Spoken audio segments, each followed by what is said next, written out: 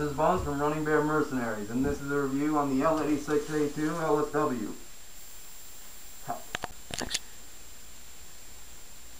That's quite the interest you made, Bones. Yep, so this is the ICS L86 A2. Now first I want to point out that this is using an A&K polymer drum mag. You can pick this up for 50 bucks? 50 bucks. Now, remember that this doesn't usually work with this kind of weapon. I had to cut into the box mag itself to make it work. As you can see on the other side. If you see light green, then that is the battery that this box mag runs on. Be very careful about that. You can kill the box mag itself and might shock yourself. It's actually a pretty easy modification if you have the right power tools. Anyway, moving on to the gun itself. Now first I would like to point out that this weapon is mostly stamped steel.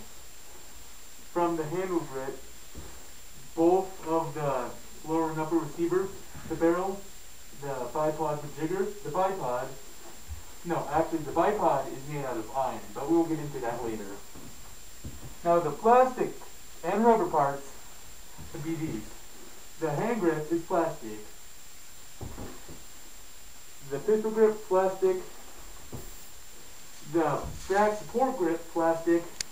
Your cheek rest, rubber. And then your back plate, plastic. Overall, this is a very sturdy gun. It's the only thing that shakes is sometimes the magazine. That can be a problem for some. Put that down in your cons list. Now, being stamped steel, it is very light. The gun weighs only 11 pounds on its own. 3 pounds adding a fully loaded box mag. To get to your hub up, you have to hold this down, and if I remember right, you have to pull this up. But however, you cannot pull it down to close it. You have to actually, pull back. It's just there. Now anyway, to get to the hop up, after you pull that back, it's right here. The wheel-based plastic hop up, it can be a little etchy. Yeah, I'm not gonna lie to you. It is a little goofy, but you can make it work. Now remember, you cannot put any scope on this weapon. It will only allow SUSAT. The only way to get other scopes is a special modification. Right, you'd have to buy another rail, actually specially made to put on the other rail. Now, moving on. To get to the battery space, you have to open up this compartment. We'll show you in later details. It can be a little tricky for someone who hasn't handled it before. Be aware, this weapon does not come with a battery. Yes, you have to buy it yourself. So, it has a very good FPS, and the thing about it is there's an adjustable spring guide inside the gearbox. You see, it can go, by going in... Let me help you out. It starts at 300, you turn the knob, 370, and then the highest will be 400. Right. So, it's very complicated going into it. Taking it apart itself is easy, but once you get to the gearbox, dismantling it can be the head of a hassle. Don't do it unless you're familiar with these type of AEGs. But it is better than some other AEGs we've handled. Right. This weapon, if you just want to use this carrying handle, it features 2 apertures. One for close range combat and a flip. You have some distance. The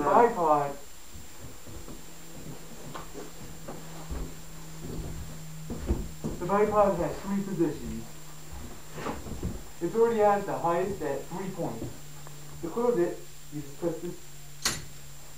Boom.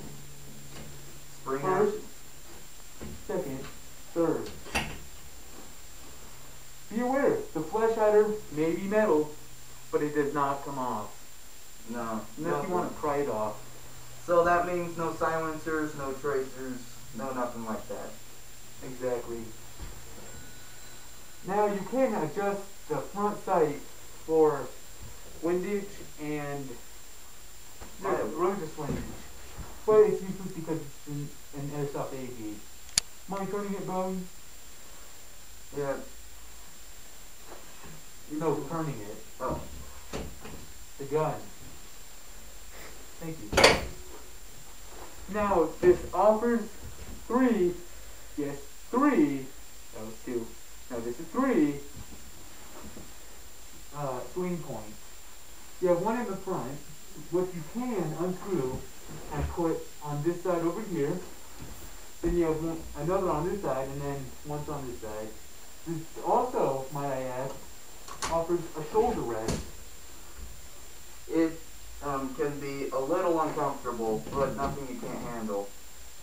I just wouldn't recommend it having it out at all times. It's really just for those moments when you need to get down with the bipod and use it as support.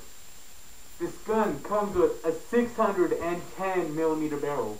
Now that's quite a lot, considering this isn't a sniper. It does have very impressive range, though. Saying that, we will be doing a range video tomorrow to Norfolk. Also, when we did take this gun apart, when we did take this gun apart, it had very nice internals. Very shiny. Shiny indeed.